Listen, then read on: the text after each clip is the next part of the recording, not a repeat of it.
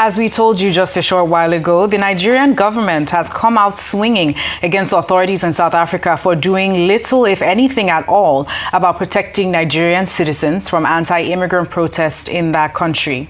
The government's position has come in the wake of the gruesome killing of more than 2 Nigerians by South African police. Arise News analyst Xenophobia joins us now to discuss Nigeria's response to this development and the need to exact compensation for the loss of her citizens. Thank you for joining us, Mr. Xenophobia. It's a pleasure. Yes, very, very important topic that we've been dealing with now, but now the Nigerian government has made this announcement and issued this warning. What are your thoughts on this warning and what the Nigerian government has been doing so far? Because this issue is far from new. Right. I think the warning is very apt and welcome. But then I doubt if it will have any effect of any benefit. Because South Africa is struggling with migration problems, just like most parts of the world. I would have advised that we could report them to international bodies who have strong economic ties with them, like the EU or OAU, but the EU has far worse problems on migration than we have. So it has to be a face-to-face diplomatic discussion. And we have the clout to bring them to the table. Some people suggested the other time that we should nationalize MTN and their businesses, but Nigerians work there. We'll be shooting ourselves in the leg. So there is need for continuous diplomacy, continuous dialogue. Because what is happening to them is happening to us there too. It's an economic problem, lack of bread to go around. And then, you see, xenophobia comes in. If you look at strangers who are better off than you in your own environment, there's jealousy. I know Nigerians are enterprising. Nigerians are enterprising. They are trying to smear our sovereign reputation with the issue of drugs. The minister there insolently said that Nigerians living should tell them where they left the drugs. Nigerians are not the only people peddling drugs in the world. Even Trump took to force to kill people bringing drugs to America because he felt they were killing the youths of America.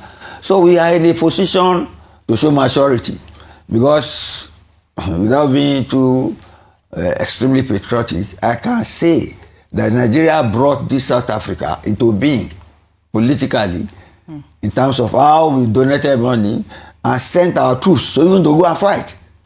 You get me? They were stationed in Zimbabwe to take on some forces, and we are supporting the forces of liberation in the whole of Southern Africa, including. So it is pathetic and ungrateful of the government at this point in time to target Nigerians. I am consoled by one fact. Julius Malema, about 45 years old, the youngest leader of opposition there, of the third party, economic freedom fighters. He has said that it's not strangers killing their people, that it is government manipulating people so that there will be diversion of aggression towards his policies to strangers, to migrants who are doing good business. And in a way, they have been successful. They have been successful. But then, the only way out, I can't ever say just going to war with them. And I don't think compensation is realistic. Because if you have criminality, you have to go to court. And if those accused are free, but there should not be extrajudicial killing of foreigners in any decent country. That is what should happen. We should step up and take effort. And we are possible. We have pressure to use on them. Boardroom pressures. Because you see, their problem, like I said, is economic scarcity. They control the land, but the whites control the economic power. That was the agreement that the wise man, Mandela, reached with them. Because he knew that if the economic power came into the hands of his people, it will degenerate, which is what has happened eventually. This is what has happened. Mismanagement, poor leadership, corruption at the top, leading to discontentment, because the whites, the blacks thought that we own the land. Let us enjoy the fruits of the land. But the government has not had the clout, political and economic clout, to ask the whites to divest of the land. And then to complicate the matter, Donald Trump has been misled by Elon Musk, it's from there, yes. Into thinking that it is blacks killing whites in South Africa. So there is that disinformation from the man who owns the largest satellite communication in the world, trying to influence the strongest political leader in the world against blacks in South Africa. And the government has not responded efficiently. You remember the president was there the other day, I was quibbling, literally shaking before Trump.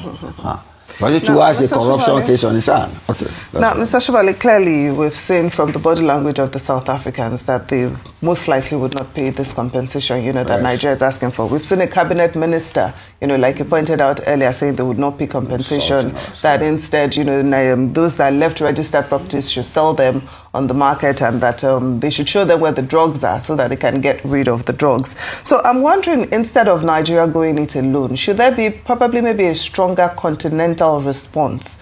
Seeing that it's not only Nigerians that have been targeted in South Africa, other nationals from other African countries are also being targeted. Should there be a stronger continental response? Probably, maybe this would urge the South African government to do what is necessary to protect migrants in their country. There can be no question on such an effort, because we have our own migration problems. You know that, yeah.